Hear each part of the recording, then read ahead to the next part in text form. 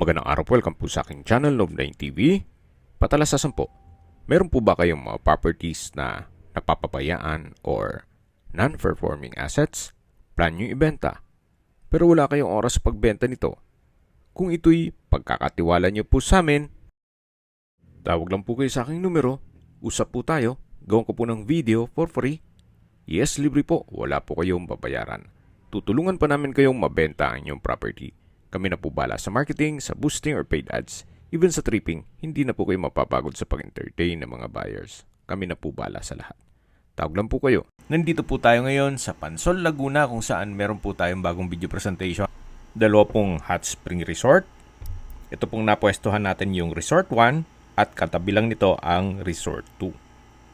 Lahat po yan fully furnished at nasa loob ng isang 700 square meters na corner lot.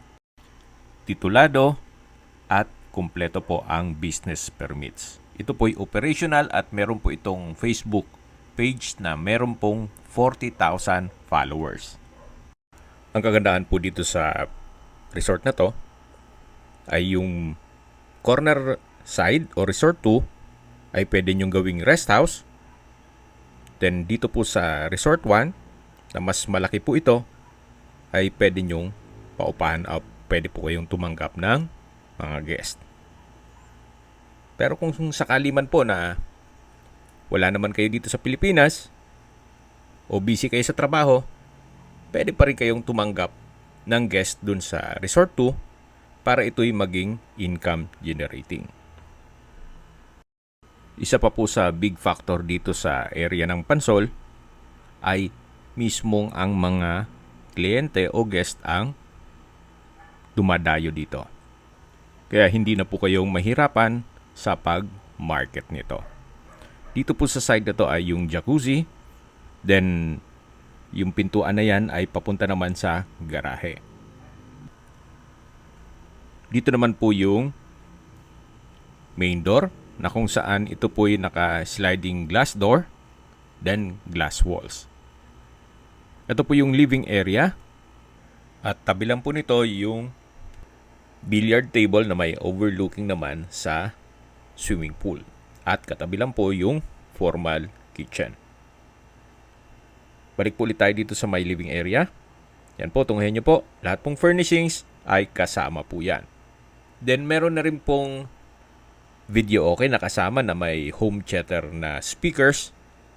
Kaya quality po ang sound nito. Sa dulo po nitong living area ay yung dining area na meron din pong dining set. Ito naman po yung breakfast nook na may 4 na high chair. Then yan po yung formal kitchen. May kitchen countertop, gas range, oven, range hood, kitchen countertop at wall-mounted kitchen cabinet. Ito pong island ay may countertop, then may stainless sink with faucet, kitchen drawer, at storage ng kitchen utensils. Ito pong water dispenser ay kasama na rin po yan, pati po refrigerator. Then sa dulo naman po ay yung pantry. Naka-tile flooring na rin po dito hanggang dun sa living area at dining area. Ito po yung tinutukoy ko na dining area na kung saan kasama po ang dining set. Then meron din pong floor-mounted na aircon. Yan po yung karaoke o video okay. Dito po sa dulo ay meron pong bar countertop. So, na-maximize po nila yung space. May wall-mounted na cabinet. Stainless sink with faucet. Then meron pong mga kitchen cabinet. Ito po yung naka-granite countertop. Yan po yung bar counter. Then, balik po ulit tayo dito sa may dining area. Mula po dito, matatanaw natin yung formal kitchen, dining area, then sliding glass door. Dito po sa side na to ay meron pong washroom. Kung saan ito yung naka-tile bathroom wall. May hand wash basin, water closet, At from floor to ceiling po, itong tiled bathroom wall. Meron din pong shower. So, malaki naman ang espasyo po dito. Labas po tayo. So, yan po ulit yung dining area. Sa dulo yung bar counter. Ito yung breakfast nook, yung island, yung formal kitchen. Ito po ulit yung living area. At yan yung karaoke o video okay. Then meron pong access door na papunta naman ito sa second floor. Then meron pong understairs storage at dito naman po ay may covered carport na kakasya po kahit po 6 hanggang 8 sasakyan. Depende po sa laki. Then yan po yung main gate sa dulo.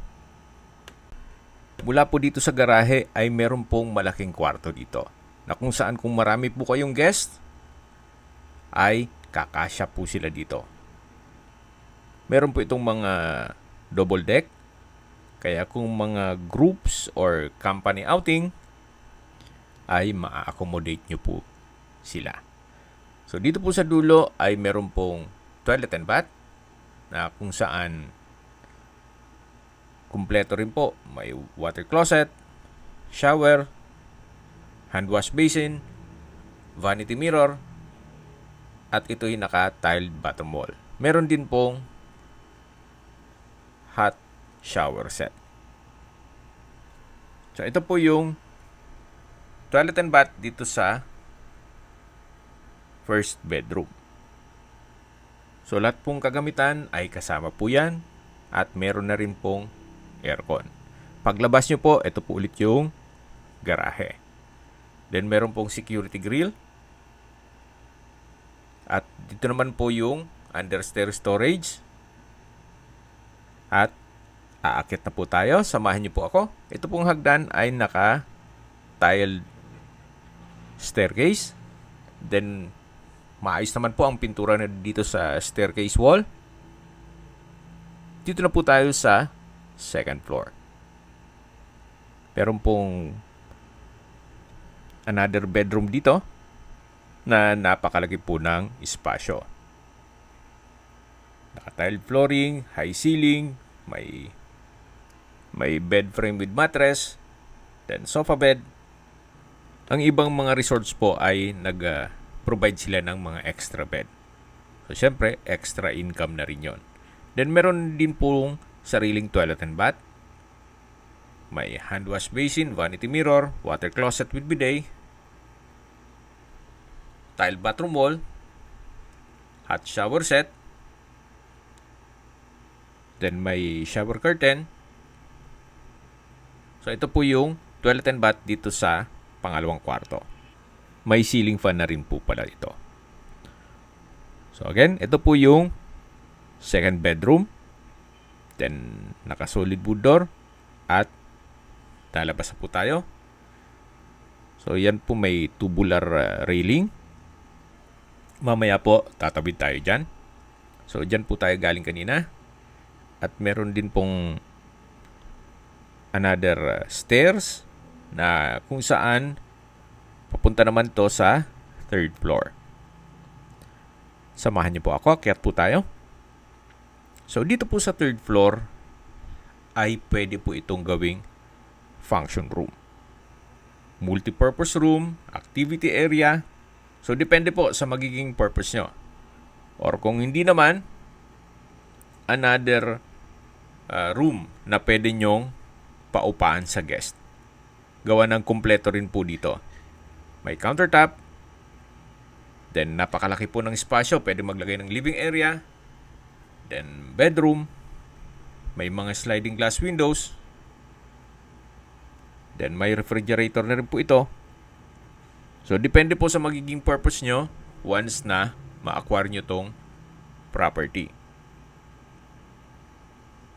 So, dito po sa dulo ay meron pong sliding glass doors na may wooden rack. So, napakalaki po ng espasyo nito. Meron na rin pong mga ceiling fan. Yan po yung sliding glass windows. At mula po dito matatanong natin yung swimming pool. Na kung saan dun po tayo pumasok kanina. At yan pong nakikita nyo mga structures ay mga resort po yan. Ito po yung nasa mataas na lugar, kaya flood-free area. Bago po bumaba dun sa stairs ay meron pong balkonahe dito na kung saan dito po nakapwesto ang water tank. Although malakas naman po ang tubig dito, yan naman po in case ng water shortage. Backup lang po. Lahat pong natatanaw nyo na structures ay mga hot spring resorts po yan. So dito po yung hagdan. Bababa na po tayo. Dito po tayo galing kanina. So, yan po yung second bedroom. Then, meron pong mga tubular railing. So, may purpose po yun para merong privacy naman yung dun sa kabilang side. Just in case na marami kayong guest. Yan po yung steel gate na papunta sa garahe. At ito naman po yung glass door papunta dito sa living area, sa dining area at yung kitchen. So balik ulit tayo dito sa may covered carport. Yan po yung main gate. At ito naman po yung access gate papunta sa may jacuzzi na kung saan dito po tayo galing kanina. At dito naman po yung swimming pool. Yung first part ng video, yung pedestrian gate, dyan po tayo pumesto kanina. Then, naka-landscape na rin po itong buong property. Then, ito po yung hagdan na kung saan naka-stainless handrail, then glass railing. Samahan niyo po ako, akyat po tayo. So, dito po sa side na to ay yung balkonahe na kung saan meron pong kubo na pwede pong gawing hangout area ng inyong mga guest. So, may ilang mga halaman na rin po dito o ornamental plants. Ito po yung kubo. So, maayos pa naman siya. Wala pa naman kayong ipaparepair dyan. At hanggang dito po ang balkonahe na kung saan meron pong tubular gate para may privacy yung area ng kabilang kwarto. Na kung saan hindi natin mapasok ito gawa ng may mga personal na gamit po si owner. So, bababa na po tayo. Yan po yung perimeter fence. Sobrang taas niya, kaya secured na secured po kayo. At yan po yung swimming pool. Ito pong natatanaw nyo na pedestrian gate ay ito po yung Resort 2. Na tinutukoy ko na corner side naman po ito. So, yan po yung swimming pool. Then, may 2-story na structure. So far, well-maintained po ito. Wala po kayong ipapagawa. As in, pag tinurn over po ito sa inyo, ready na for operation. Ang kailangan lang po dito ay inyong supervision. So, nakaset up na po yan. Meron din pong mga kagamitan o furnishings gaya ng gas range, range hood, refrigerator, rice cooker, cooking wares, water dispenser, barbecue grill, then meron din pong video okay, billiard table, may bed and bed frame, may aircon, at meron din pong PLDT Wi-Fi na fiber optic. So, kumpleto na po. Yan po, tunghayan nyo po itong Resort 2. Ulitin ko po, katabi lang po ito ng Resort 1. Itong Resort 2. So yan po, tunghayan nyo po ulit bago tayo mag-iikot. Napaganda po ng setup. Ito po yung tinutukoy ko na pwede nyo pong gawing rest house for the meantime. Na kung kailangan nyo ng pamilya, then pag bumalik naman kayo sa inyong trabaho, ay balik nyo sa staycation business. Ganun din po yung Resort 2. Para itong dalawang resort ay income generating. Kumbaga, hindi po siya non-performing asset o dead asset. At paano kumikita po ang pera nyo dito. At kung sakali man na dumating sa punto na ayaw nyo ng mag-resort business, mabebenta nyo pa rin ito ng mas mataas.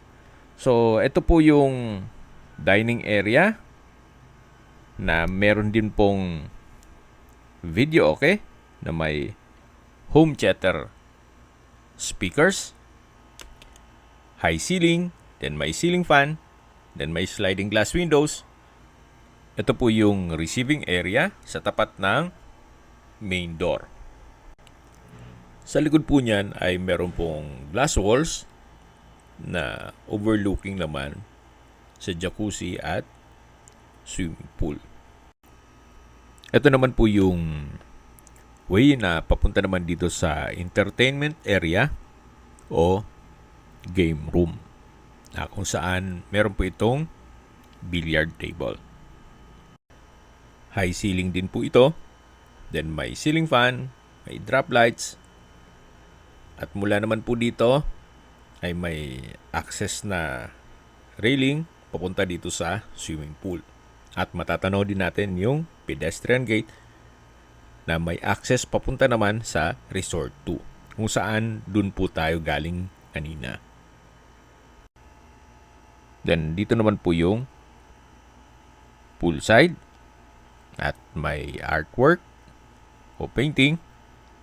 At yan po ulit yung game room na may billiard table. Then, balik po ulit tayo dito sa may main door. Kaya kung mayroon man po kayong mga alagang aso, yan po mayroon ng mga railing para hindi sila pumasok dun sa game room. Yan po yung dining area na kung saan galing na po tayo dyan kanina. Then sa dulo naman ay yung karaoke o video okay. Then meron pong access door glass. Yan po yung hagdan papunta sa kitchen. At ito naman yung packet dito sa mga kwarto. So unahin po natin itong mga kwarto. At nandito na po tayo sa second floor. Dito po sa taas ay meron pong sofa bed. Check po natin itong first bedroom. Malaki po ang espasyo. Then high ceiling.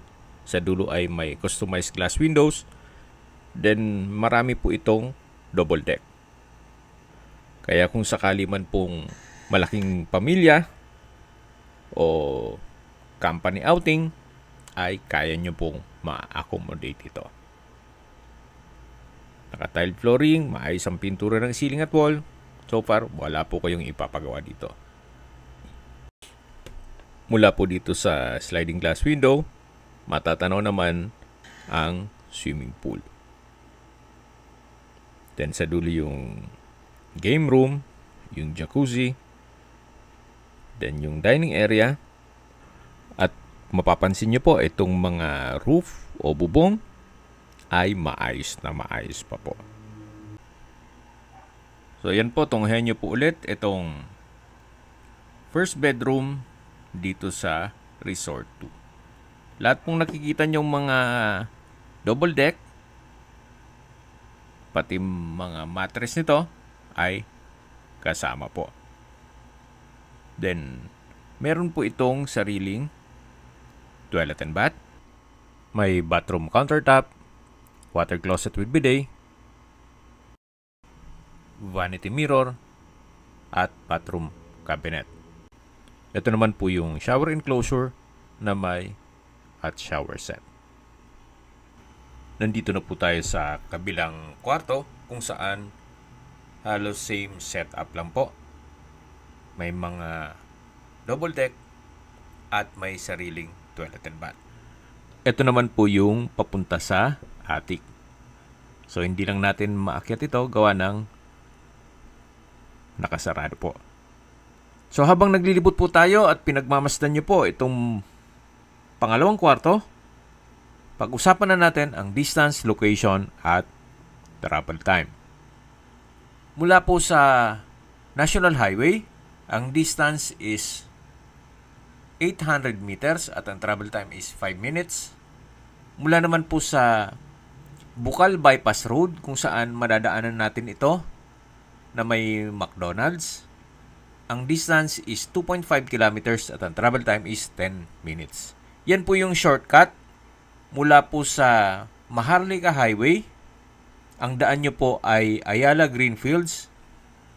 Mula naman po sa SM City Calamba, ang distance is 5.2 kilometers at ang travel time is 21 minutes. Mula naman po sa Calamba Doctors, ang distance is 7.2 kilometers at ang travel time is 27 minutes. Meron din pong isang hospital na Calamba Medical Center.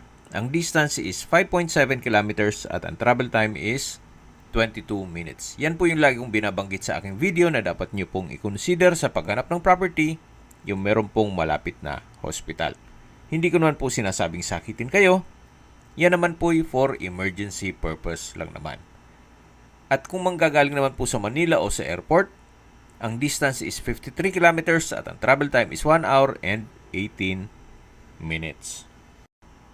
Okay, recap lang po sa mga nag-skip ng video. Ito pong property ay nasa Pansol, Laguna, na kung saan ito po'y hot spring private resort. Bali, dalawang resort po ito na may total lot area na 700 square meters more or less. Then may CCTV, fully furnished, at kompleto po ang business permits, pati titulo nito. Mula po sa 49 million pesos, nag-markdown price na po si owner sa 44 million pesos net. Ibig pong sabihin, si buyer na po ang sasagot sa lahat ng taxes at expenses with regard to documentation. Kung may mga katanungan po kayo, tawag lang po kayo sa aking numero. At sa mga kababayan naman natin nasa ibang bansa, meron po akong WhatsApp, Viber, at Telegram. Same number lang po, 0917-316-3399.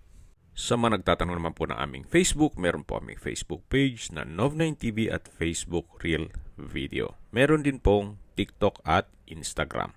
May ibang YouTube channel po kami, the Nov9TV channel, Nov9TV Listings, Nov9TV On The Spot, Nov9TV Updates,